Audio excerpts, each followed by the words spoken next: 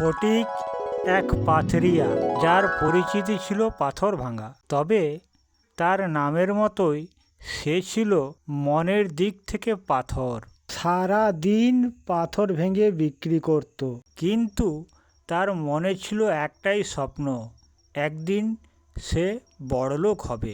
পাথর ভাঙতে ভাঙতে বলে, আহা, যদি একটা পাথর পেতাম, দামি পাথর, তাহলে আর কষ্ট করতে হতো না। ফটিক তার বন্ধু গোপালকে বলে, কষ্ট ছাড়া বড় কিছু কি পাবো না রে গোপাল? বন্ধু, ধীরে চলো। কেন? স্বপ্ন দেখো, কিন্তু শর্টকাটে নয়। তুই বুঝবি না গোপাল, সুযোগ এলে ধরতে হয়। বিক্রেতা পাথর বিকতে আসে। পাথর নেবে গো, পাথর। রাধে রাধে, রাধে রাধে। এই যে ভায়া, নিয়ে এসেছি এক আশ্চর্য পাথর। আশ্চর্য পাথর? সেটা আবার কি রকম?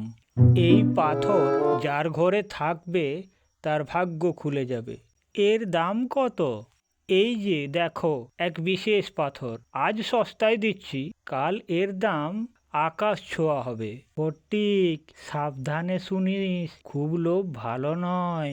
ঠিক করে বলো, এর দাম কত? তা তোমার সাধ্যের মধ্যেই, কিন্তু সুযোগ একবারই আসবে। ফটিক, না দেখে শুনে কিছু কিনো না।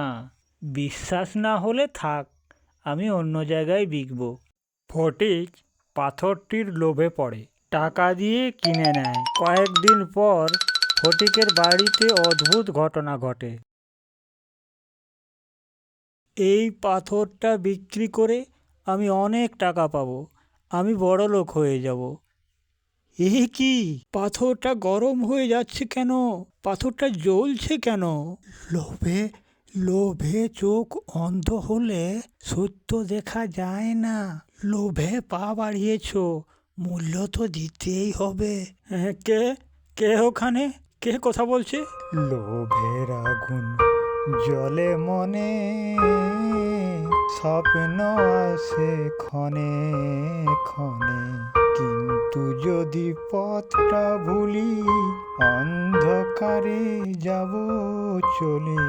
সত্য পথে আলো জ্বলে, মিথ্যে সুখটা টেকে না ফলে।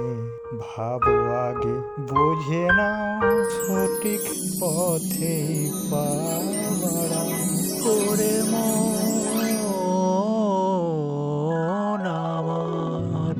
পাথরটা টুকরো টুকরো হয়ে যায়। পরের দিন সকালে। ফটিক, তোর চেহারা এমন ফ্যাকাশে কেন? কি হয়েছে তোর? আমি খুব বিপদে পড়েছি রে গোপাল। ওই পাথরটা ভালো না, ওটা একটা জাদুয়ে পাথর। শুনেছি ওই মালিক আগেও অনেককে ঠকিয়েছে, লোভ দেখিয়ে নকল জিনিস বিক্রি করে। আমি ভুল করেছি গোপাল, আমি ভুল করেছি, যাচাই না করেই কিনে ফেলেছি। আমি তো বলেছিলাম বেশি লোভ করো না। না, আর নয়। আমি তাকে খুঁজে বের করব আর সবাইকে সাবধান করব। হ্যাঁ, সবটাই ছিল একটা প্রতারণা, আর এই প্রতারণার বিরুদ্ধে আমাদের সবাইকে দাঁড়াতে হবে। ফটিক বুঝেছিল লোভ মানুষকে অন্ধ করে। সেই দিন থেকেই সে শুধু পাথর নয়, মানুষকেও চিনতে শিখল।